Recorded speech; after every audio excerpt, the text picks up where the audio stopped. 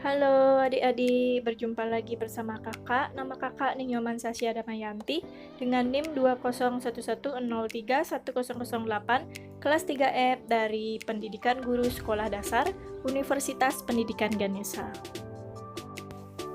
Nah adik-adik, pada pertemuan kali ini kita akan belajar konsep pecahan. Apa sih itu pecahan?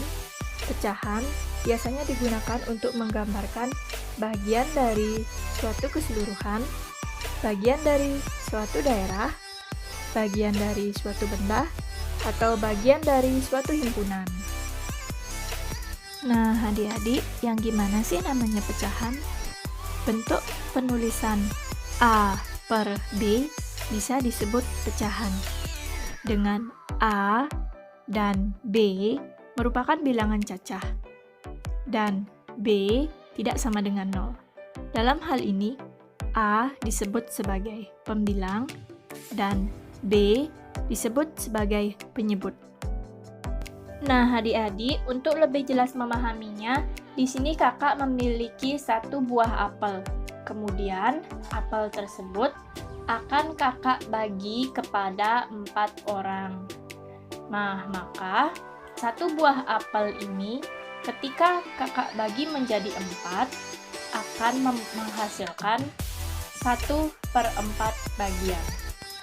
1 disebut sebagai pembilang, yaitu merupakan bagian yang dibilang dari keseluruhan bagian yang sama tersebut, yaitu merupakan satu buah apel. Kemudian 4 disebut sebagai penyebut, yaitu merupakan 4 bagian yang sama dari keseluruhan atau seluruh bagian yang disebut pada pembagian tersebut. Nah, adik-adik, bagaimana, sudah semakin paham? Kalau begitu, mari kita lanjut ke contoh berikutnya. Nah, di sini kakak memiliki 2 buah kue ulang tahun. Nah, kue ini akan kakak bagikan dengan 4 orang teman-teman kakak yang menghadiri ulang tahun. Nah, bagaimana ya bentuk pecahannya? Bentuk pecahannya akan menjadi 2/4, yang mana 2 tersebut disebut sebagai pembilang, yaitu bagian yang dibilang dari keseluruhan bagian yang sama. Kemudian 4 tersebut disebut sebagai penyebut, yang merupakan 4 bagian yang sama dari keseluruhan bagian tersebut. Nah, adik-adik, sekarang kita akan belajar mengenal jenis-jenis pecahan.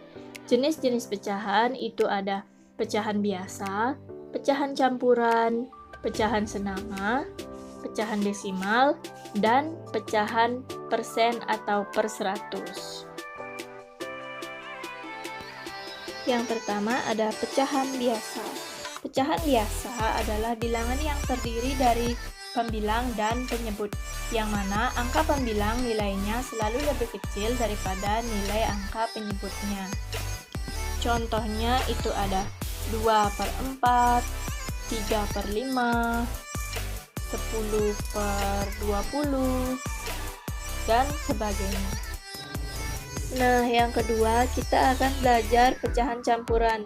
Pecahan campuran adalah pecahan yang pembaginya lebih besar dari penyebutnya, sehingga jika disederhanakan akan menghasilkan bilangan bulat dan pecahan biasa. Nah, untuk contohnya itu ada 8/3, yang mana akan menjadi pecahan campuran 2/3. Perlu diingat, angka di depan ini ada 2, merupakan hasil pembagian yang mendekati bilangan 8/3 tersebut. Kemudian, untuk pembilang merupakan sisa hasil pembagiannya. Kemudian, penyebut merupakan bilangan yang digunakan sebagai pembagi. Nah, adik-adik, kita akan belajar pecahan senama. Pecahan senama dapat dikatakan senama jika pecahan-pecahan tersebut mempunyai penyebut yang sama. Sebagai contoh ada 1/2, 2/2, 3/2, 4/2, dan lain sebagainya. Bisa kita lihat pada pecahan-pecahan tersebut penyebutnya sama ya, yaitu 2. Nah, adik-adik, selanjutnya kita akan belajar pecahan desimal. Pecahan desimal adalah bilangan yang diperoleh dari hasil pembagian suatu bilangan dengan 10, 100, 1000, dan lain sebagainya. Pecahan desimal ini biasanya ditandai dengan tanda koma. Untuk contohnya, yaitu seperti pecahan 2/10 dapat ditulis dengan 0,2. Kemudian, pecahan 7/100 dapat ditulis dengan 0,07. Nah, adik-adik, yang terakhir kita akan belajar tentang pecahan persen.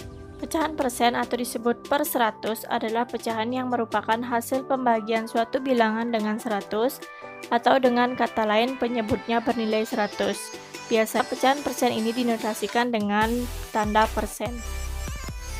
Contohnya adalah 5% dapat ditulis menjadi 5/100.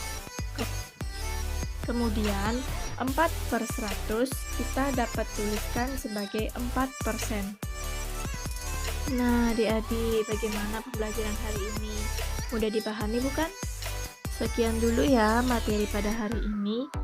Semoga berjumpa di lain waktu. Terima kasih.